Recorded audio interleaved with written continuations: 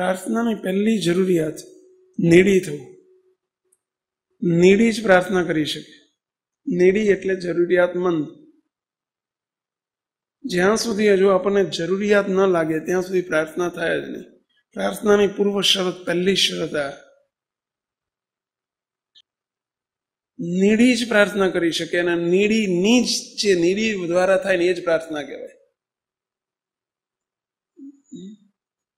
આપણને ધગધગતી ભૂખ લાગવી જોઈએ, અને ભૂખ લાગશે તો જ પ્રાર્થના થશે. ભલે પછી એ દોષ ટાળવાની ભૂખ હોય, રાજી કરવાની ભૂખ હોય, સ્વભાવ ટાળવાની ભૂખ હોય, મૂર્તિના સુખની ભૂખ હોય, કોઈ પણ ભૂખ જાગે ત્યારે જ પ્રાર્થના થાય, અને એ જ સાચી પ્રાર્થના થાય. અને એને કહેવાય નીડી.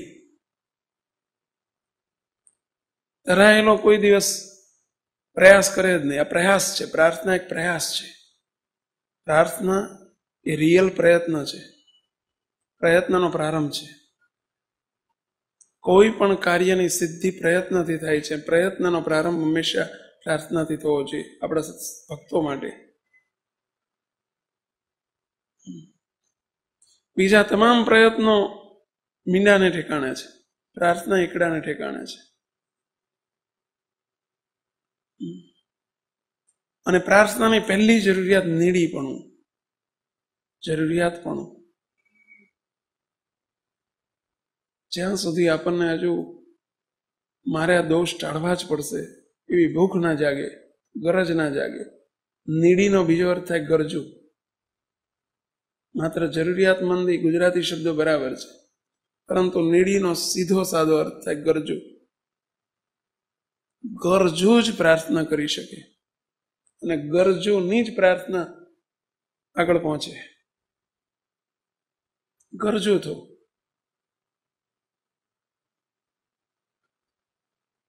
પ્રાર્થનાનું પ્રથમ ચરણ ગરજુપણું.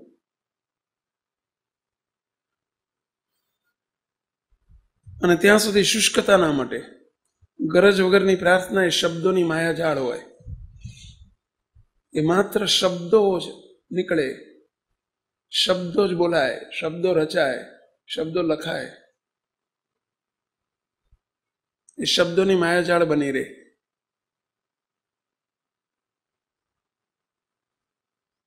એ તળેલા સાટા છે, ઘીમાં બોળ્યા વગર, ચાસણીમાં બોળ્યા વગરના.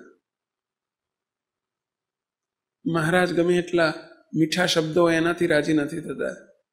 મહારાજ આપણી ગરજ જોઈને રાજી થાય છે. દાસાનો દાસ કહે શ્રીજી રીઝત હે, દેખ કે સચ્ચી ગરજિયા. અને સાચો ગરજુ જે બને એ પ્રાર્થના કરી શકે, અને એ જ પ્રાર્થના કહેવાય.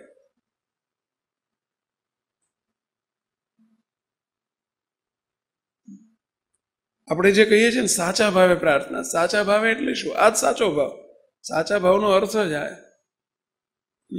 નીડીપણું, ગરજુપણું, એ જ સાચો ભાવ. સાચો ભાવ એટલે રડીને ગદગદ ભાવે રડવાની પ્રાર્થના. પણ જો એમાં હજુ નીડીપણું ન હોય, રડી પણ શકે. રડી શકે છે એનો અર્થ કે નીડી છે એવું નહીં સમજવાનું.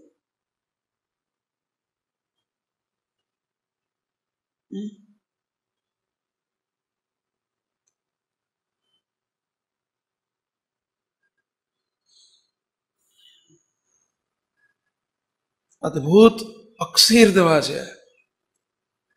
પ્રયત્નોને, આપણા કરેલા પ્રયત્નોને સરળ કરવાની અને શોર્ટકટ, જો પ્રયત્નને સાકાર કરવાની, સફળતા મેળવવાની, પ્રયત્નોમાં રિઝલ્ટ મેળવવાનું જો કોઈ માધ્યમ હોય તો એ પ્રાર્થના છે. પ્રાર્થના વગરના પ્રયત્નો ક્યારેય સાકાર સ્વરૂપ લેતા નથી, કદી ના લે. આ તો અધ્યાત્મ માર્ગ છે, ભગવાનનો માર્ગ છે. જગતના માર્ગની અંદર કદાચ ચાલે, અહીં ના ચાલે. જગતના માર્ગમાં પ્રાર્થના ન કરે, પ્રયત્ન કરે ને તો પાર પામે. પરંતુ આ માર્ગની અંદર તો પ્રાર્થના જ 90%, 95% કામ પ્રાર્થના કરે. બોલો, 95% કામ પ્રાર્થના કરે, 5% જ પ્રયત્નોથી કામ થાય. 95% કામ પ્રાર્થનાથી પૂરું થઈ જાય. બોલો, કારણ કે મહારાજ કરતા બને પ્રાર્થનાથી, મહારાજ ભેડા પડે એટલે મોટું કામ પતી ગયું. પછી જે કરવાનું છે માત્ર 2-5% કરવાનું થાય. બાકીનું પ્રાર્થના પતે, પ્રાર્થના આવે એટલે ઘણું મોટું કામ પતી જાય. કોઈ પણ કાર્ય કરવું હોય, મહારાજને કરતા કરવા પડે, મહારાજને બેડા બેડવા પડે, કારણ કે આપણાથી કશું શક્ય નથી. અને મહારાજને કરતા બનાવવા માટે પ્રાર્થના